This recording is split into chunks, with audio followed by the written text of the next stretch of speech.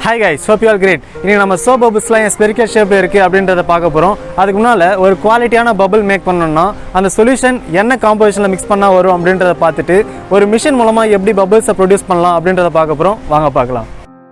நம்ம எக்ஸ்பெரிமென்ட்க்கு தேவைப்படக்கூடிய soap solution செய்யறதுக்கு டோட்டலா 3 பொருள் தேவைப்படுது. ஒன்னு சக்கரை, இன்னொன்னு விம் சொல்யூஷன், அதுக்கு அடுத்து பார்த்தீங்கன்னா வாட்டர்.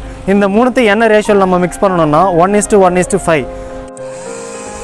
இந்த மிஷினில் பார்த்தோன்னா ஒரு டிஸ்கில் ஹோல் போட்டு மோட்டார் கூட அட்டாச் பண்ணியிருக்கோம். ஸோ இந்த டிஸ்க் பார்த்தீங்கன்னா சுற்றிட்டே இருக்கும். இந்த டிஸ்கில் இருக்கக்கூடிய ஹோலை ப்ளோ பண்ணுறதுக்கு பக்கத்துலேயே ஒரு மோட்டார் வச்சு அது கூட ஃபேன் அட்டாச் பண்ணி வச்சுருக்கோம். இப்போ இந்த டிஸ்க் ரொட்டேட் ஆகிறப்போ பார்த்தீங்கன்னா அந்த சோப் சொல்யூஷனை அந்த டிஸ்க் கேரி பண்ணிட்டு வரும். அப்போ இந்த காற்று ப்ளோ பண்ணும்போது பபிள்ஸாக ஃபார்ம் ஆகிட்டு வெளியே வந்துட்டுருக்கோம். இந்த மிஷினோட அட்வான்டேஜ் என்ன அப்படின்னு பார்த்தோன்னா நமக்கு தேவைப்படக்கூடிய சைஸில் பபிள்ஸாக மேக் பண்ண முடியும். ஃபார் எக்ஸாம்பிள் எனக்கு சின்ன பபிள் வேணும்னா நான் இதோட டிஸ்கை மாற்றிப்பேன். பெரிய பபிள்ஸ் வேணும்னா திருப்பி அந்த டிஸ்கை ரீப்ளேஸ் பண்ணிப்பேன். எனக்கு மிக்சடாக வேணும் அப்படின்னு சொன்னால் அந்த டிஸ்கில் போடக்கூடிய ஹோல்ஸோட டயாமீட்டர் என்னால் வேரி பண்ணிக்க முடியும். கொஞ்ச நேரம் இந்த பபிள்ஸ் எப்படி ப்ரொடியூஸ் ஆகி மூவ் ஆகிட்டு இருக்கு அப்படின்றத பார்த்துட்டு பபிள்ஸ் ஏன் ஸ்பெரிக்கல் ஷேப்பில் இருக்குன்றதை பார்த்துடலாம்.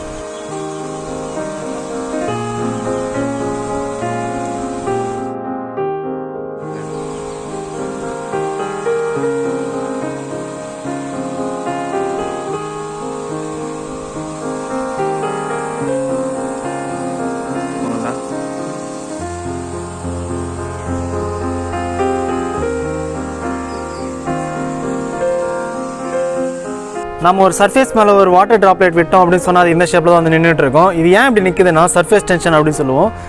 இந்த தண்ணிக்கு மேலே இருக்கக்கூடிய வாட்டர் மாலிக்யூல்ஸ்லாம் ஒன்றுக்கு ஒன்று டைட்டாக வந்து பைண்டாக இருக்கும். அப்படி டைட்டாக பைண்ட் ஆகும்போது அதோட சர்ஃபேஸ் ஏரியாவை வந்து மினிமலாக பார்த்துக்கிறதுக்கு அதை ட்ரை பண்ணிகிட்டு இருக்கோம். இந்த ட்ராப்லெட்டோட சர்ஃபேஸ் டென்ஷன் நம்ம பிரேக் பண்ணணும்னு சொன்னால் இதோட சர்ஃபேஸ் ஏரியா வந்து பெருசாகிடும். ஃபார் எக்ஸாம்பிள் ஒரு நீடில் எடுத்துகிட்டு சோப் சொல்யூஷனில் டிப் பண்ணி எடுத்துகிட்டு வந்து இந்த வாட்டர் ட்ராப்லெட் மேலே வச்சிங்கன்னு சொன்னால் அந்த வாட்டர் ட்ராப்லெட்டோட ஷேப் டோட்டலாக வந்து மாறிடும். இது ஏன் பிரேக் ஆகுது அப்படின்னு பார்த்தோம்னா இந்த வாட்டர் மாலிகூல்ஸ்லாம் ஒன்றா சர்ஃபேஸில் பைண்டாக இருக்குன்னு சொன்னேன் இல்லையா, அந்த பாண்டை இந்த சோப் பிரேக் பண்ணிடும். ஒரு சோப் சொல்யூஷன் எடுத்துகிட்டு வந்து வாட்டரில் மிக்ஸ் பண்ணும்போது வாட்டரோட சர்ஃபேஸ் டென்ஷன் வந்து பிரேக் ஆகுது இல்லையா, இதுதான் அந்த இங்கே இருக்கக்கூடிய மெயின் கான்செப்ட். இப்போ இங்கே ஏற்கனவே சொல்லியிருக்கக்கூடிய சோப்பும் வாட்டரும் நம்ம மிக்ஸ் பண்ண சொல்யூஷன் இங்கே இருக்கு இல்லையா, இந்த இடத்துல பார்த்தோம்னா வாட்டரோட சர்ஃபேஸ் டென்ஷன் ஃபுல்லாக ட்ராப் ஆகிட்டு சோப்போட இன்டர் மாலிகுலர் ஸ்ட்ரென்த் வந்து அந்த இடத்துல அதிகமாக இருக்கும். இப்போ இதனால் ஒரு ரிங்கை எடுத்துகிட்டு போயிட்டு நம்ம அதில் வச்சுட்டு ஊற்றணும் அப்படின்னு சொன்னோன்னா ஒரு பபிள் ஃபார்ம் ஆகும். இந்த பபிள் பார்த்தீங்கன்னா தின் ஃபில்மால மேக் ஆகிருக்கும். இதோட இன்டர்னல் ப்ரெஷரும் எக்ஸ்டர்னல் ப்ரெஷரும் பார்த்தீங்கன்னா சேமாக இருக்கும். இந்த ஃபில்ம் எப்படி இந்த ப்ரெஷரை வந்து வித்ஸ்டாண்ட் பண்ணுது அப்படின்னு பார்த்தீங்கன்னா இந்த சோப்போட மாலிகூல்ஸ்லாம் ஒன்றா டைட்டாக பைண்டாக இருக்கும். ஸோ இந்த இடத்துல வாட்டரோட சர்ஃபேஸ் டென்ஷனை விட சோப்போட இன்டர் மாலிகுலர் ஸ்ட்ரென்த் அதிகமாக இருக்கும்.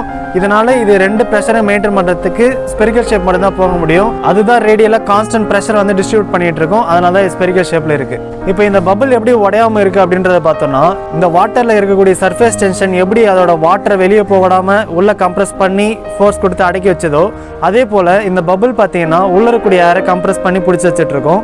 ஓகே கைஸ், இந்த சோப் பபிள் ஏன் ஸ்பெரிக்கல் ஷேப் இருக்குன்றதை புரிஞ்சிருக்குன்னு நினைக்கிறேன். தேங்க்ஸ்.